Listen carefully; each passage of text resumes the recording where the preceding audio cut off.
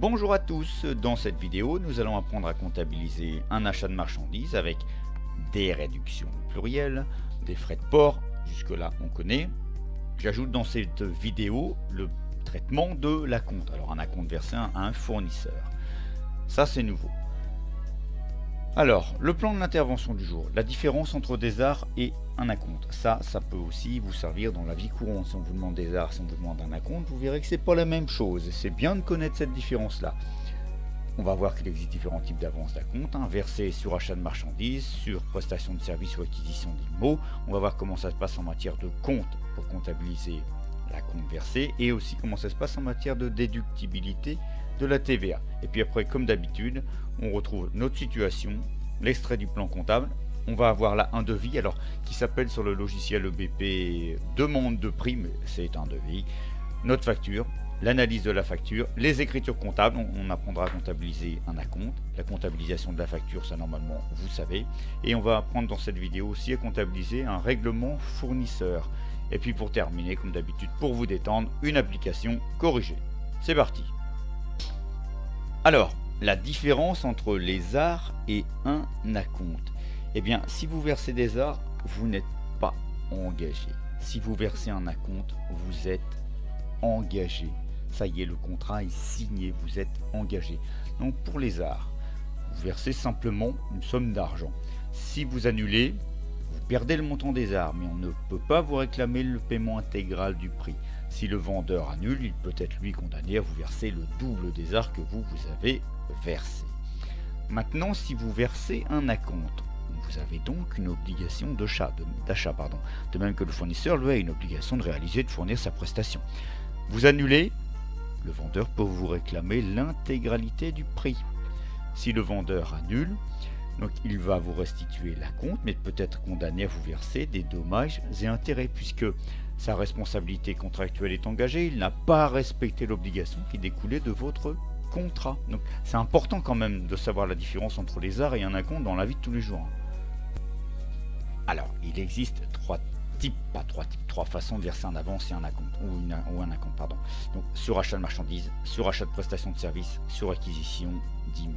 Si c'est sur achat de marchandises, c'est le compte 409.1 qui est comptabilisé. J'attire votre attention, je l'ai mis en rouge sur le 9 qui est en troisième place en rouge.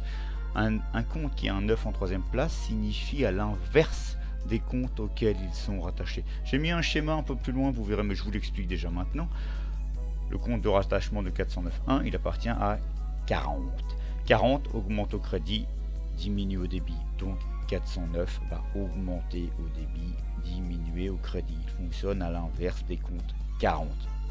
Donc TVA non récupérable, parce qu'on peut récupérer la TVA, la déduire, 44 566, lorsque la marchandise a été livrée. Or, si vous versez un acompte, vous versez un acompte alors que la marchandise n'a pas été livrée. Donc la TVA sur l'acompte n'est pas récupérable. Prestation de service, donc compte 409.1 aussi. Quoi qu'il en soit, la TVA sera toujours récupérable pour vous lorsque vous payez l'acompte. Alors, en matière de TVA sur prestation de service, je ne développe pas dans cette vidéo, mais il existe deux possibilités. Soit vous avez les TVA sur encaissement, c'est le principe de base, ou alors vous pouvez opter pour les débits, sur les débits. Mais quoi qu'il en soit, la TVA sur les acomptes est toujours exigible pour le fournisseur et elle est toujours récupérable pour le client. Si c'est sur acquisition d'immos, on verra ça plus tard. Les acquisitions d'immos, je l'ai prévu, mais pas maintenant. On va avoir deux solutions. Soit le compte 237 si c'est une IMO incorporelle, quelque chose qu'on ne peut pas toucher, un brevet, un logiciel par exemple, ou le compte de... ah oui, pardon, attendez. Voilà, j'ai modifié, je ne sais pas si vous aviez vu, 237 IMO incorporel, donc quelque chose qu'on ne peut pas toucher, un brevet, etc.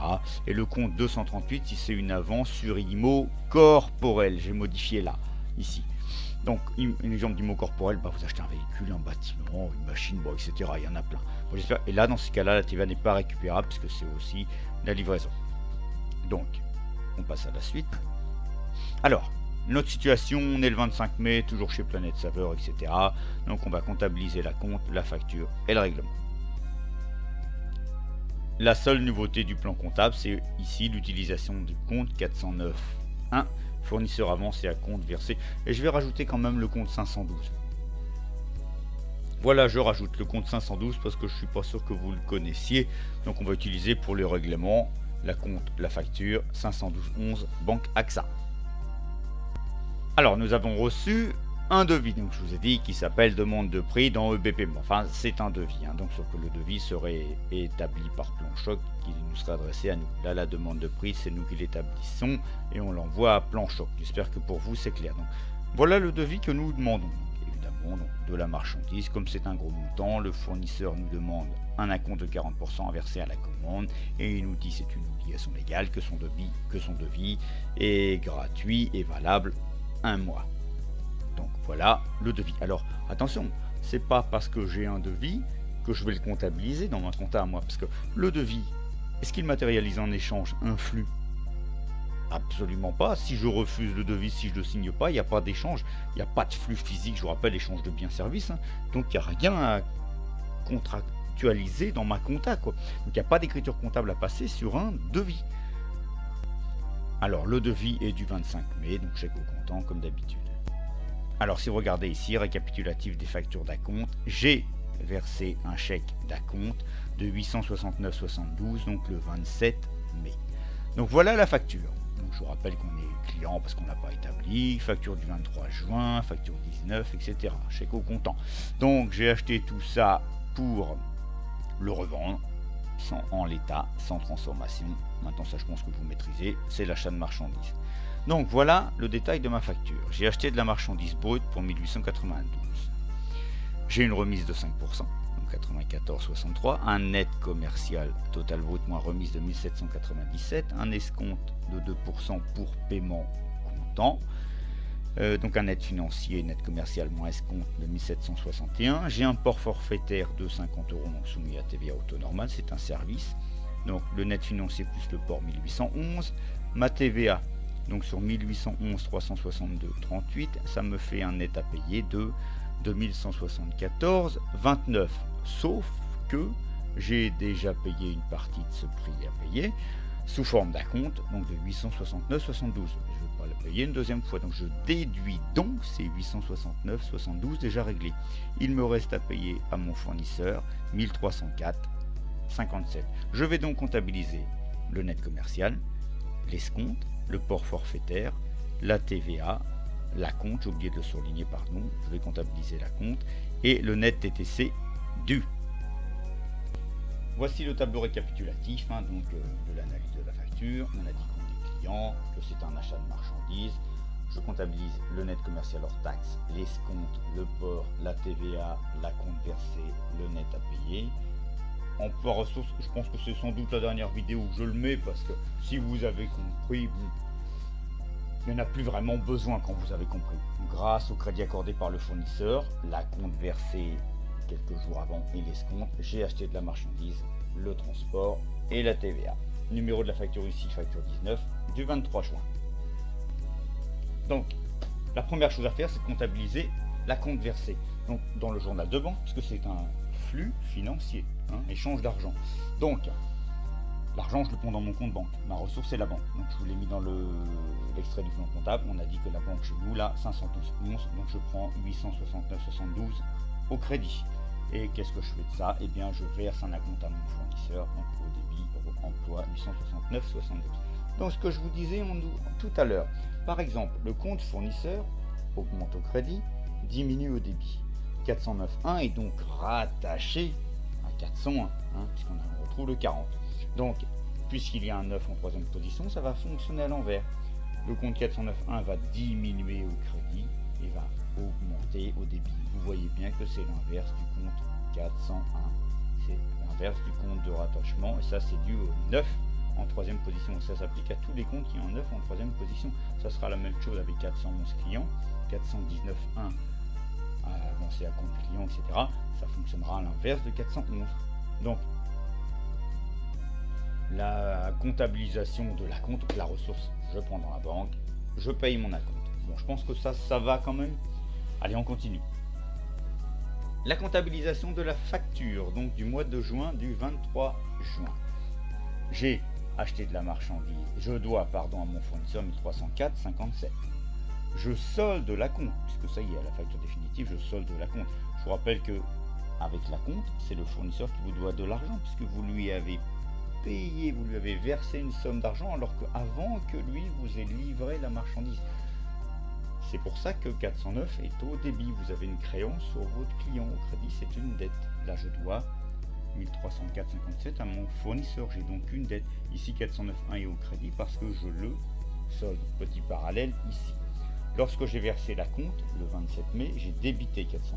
Si vous ne vous rappelez pas, je crois, c'est juste la diapo d'abord. Aujourd'hui, lorsque je comptabilise la facture le 23 juin, je solde la compte 873,72 au crédit. Donc après la facture, si je ne me suis pas trompé, le compte 409.1 est soldé. Donc j'ai aussi une troisième ressource qui est mon escompte au crédit 765 comme d'habitude. Donc qu'est-ce que j'ai fait grâce à ces ressources? J'ai acheté de la marchandise net commerciale 1797,87.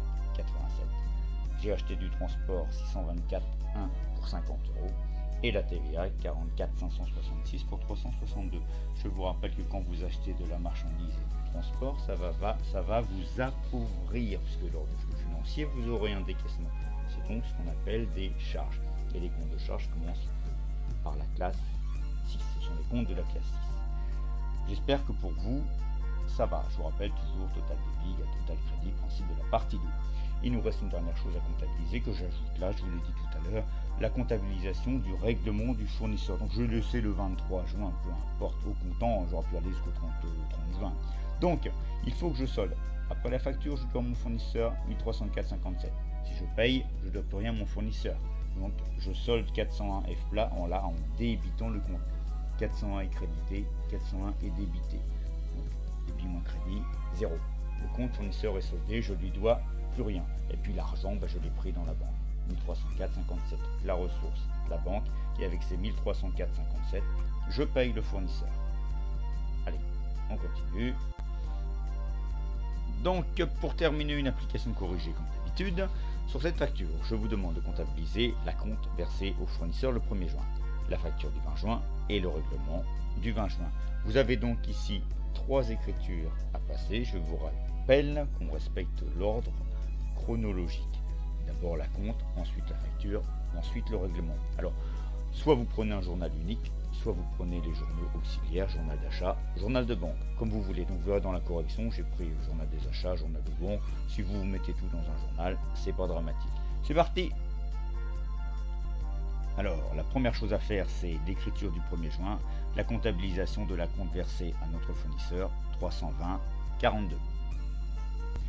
Si je verse un acompte à mon fournisseur, j'ai un flux monétaire ou financier, j'ai un échange d'argent. Donc je vais donc comptabiliser cette écriture-là dans le journal de banque ici que j'ai créé, ou journal de banque, peu importe, ou journal unique si vous n'en avez fait qu'un.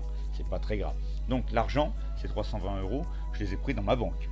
Donc la banque est donc ici ressources, 320,42. Et grâce à cette ressource, mon compte 512, j'ai versé un acompte à mon fournisseur, puisque c'est un acompte versé sur achat de marchandises, rappelez-vous au début, 409,1. Voilà pour l'écriture de la compte. Il n'y a pas de TVA récupérable puisque je n'ai pas encore été livré. Donc si la TVA n'est pas exigible due à l'État chez le fournisseur, évidemment, moi je ne peux pas la récupérer. Deuxième écriture, la facture. Alors notre analyse, on est client, facture reçue. Par rapport à ce qui est indiqué comme article dans la facture, c'est un achat de marchandises puisque je vais les revendre. Les montants, donc on retrouve la compte versée comme dans le cours tout à l'heure. Donc les montants, je vais prendre le net commercial 858,22, le escompte 17,16, je ne prends pas le net financier, le port forfaitaire pour 50 euros, la TVA 178,21, la compte versée 320,42 et le total dû à mon fournisseur 748,85. J'espère que le compte est bon chez vous. Ce qui nous donne l'écriture comptable suivante. 401, donc la dette à payer au fournisseur 748,85. Je solde la compte puisque ça y est, la facture définitive est comptabilisée. Je n'ai plus de créance sur mon fournisseur puisque ça y est, il a rempli son obligation. Donc on éteint, on solde le compte 409,1. 320,42. 409,1 est débité ici parce qu'il est emploi. Là, le compte 409,1 ici, il est crédité parce qu'il est ressources. On le solde. L'escompte qui est ressources comme d'habitude 765. Je vous rappelle que l'escompte vous fait gagner de l'argent. on va vous enrichir, et un compte est quelque chose qui vous permet de vous enrichir en compta, c'est un compte de la classe 7.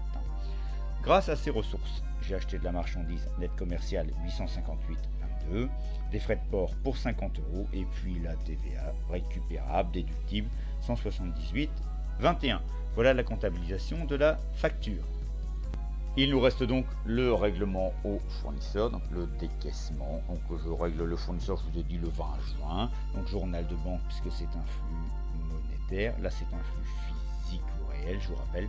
Donc j'ai pris 748,85 € dans la banque, parce que je devais à mon fournisseur, c'est ça, 401 F plat, c'est ça le montant de la dette à payer au fournisseur, le compte 401. Donc je règle 748,85, ressources mon compte banque, et grâce à mon compte banque, je paie ma dette fournisseur, donc je solde 401 F plat. Vous voyez ici, 401 est crédité, ici 401 est débité, le compte 401 est soldé, je ne dois plus rien à mon fournisseur. Bon, j'espère que ça va pour vous, que ça n'a pas été trop difficile. N'hésitez pas à refaire les vidéos, les exercices. J'espère vous être utile. Merci à vous d'avoir regardé cette vidéo. Je vous souhaite une bonne journée. À bientôt. Au revoir.